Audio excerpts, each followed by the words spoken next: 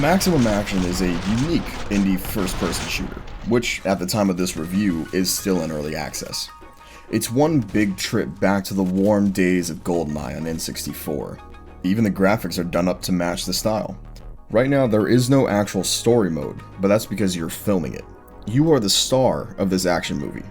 You make your own hero, in my case, Rip Von Strangle. I'm Rip Von Strangle, motherfucker.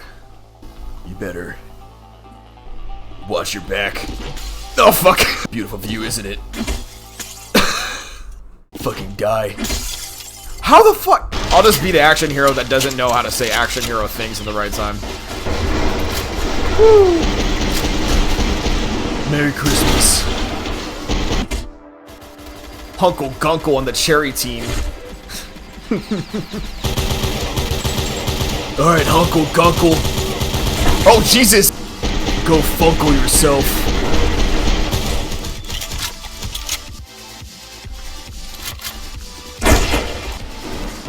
Merry Christmas. Or, no, I already said that. Easter. Then you pick a scene, and then shoot it out. And remember, like I said, this is Hong Kong cinema style, like hard boiled, like I mentioned, so expect to slow down time, jump off walls, dodge, shoot and dodge, things like that. And in this movie, the more maximum your action is, the more maximum your score is.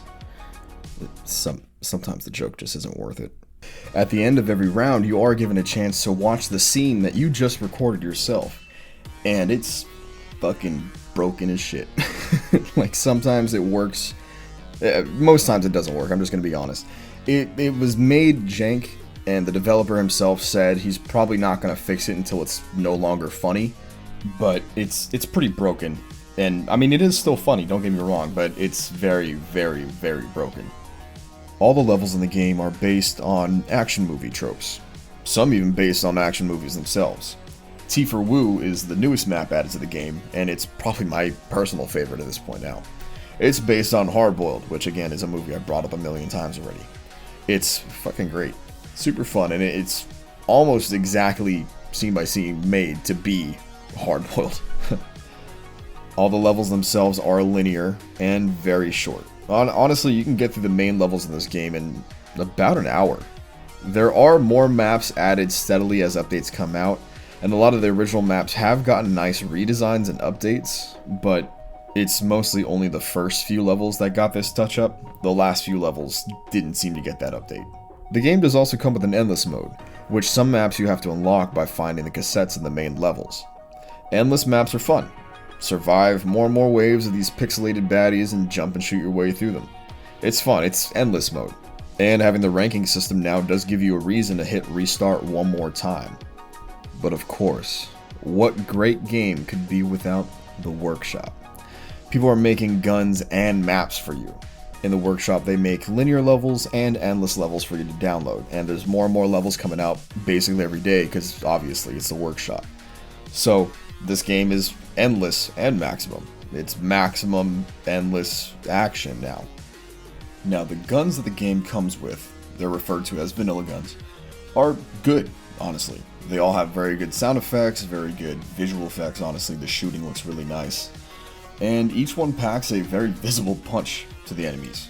It's an action movie, so bodies are going to fly everywhere. It's pretty funny. You can dual wield every single weapon as well. You can dual wield M60s, dual wield RPGs, get an M60 and an RPG, dual wield crossbows. They range from modern weapons all the way down to Western, so you have a very nice variety of weapons you can pick from. I think the lever action rifles are probably one of my personal favorites. But the workshop weapons are where it's at. I mean, you get like Lego Star Wars blasters, Counter-Strike guns, Halo guns, this fucking mistake of a weapon. Many of the weapons are always being added every single day. Obviously, it's a workshop. And they're honestly fun to use because workshop weapons. And finally, one of my favorite topics, the blood. Despite this game having the visuals of a PS1 shooter, the blood in this game is surprisingly detailed. Blood particles will explode off the enemy and fly everywhere. Bodies will have impact wounds and blood will surround the impact area.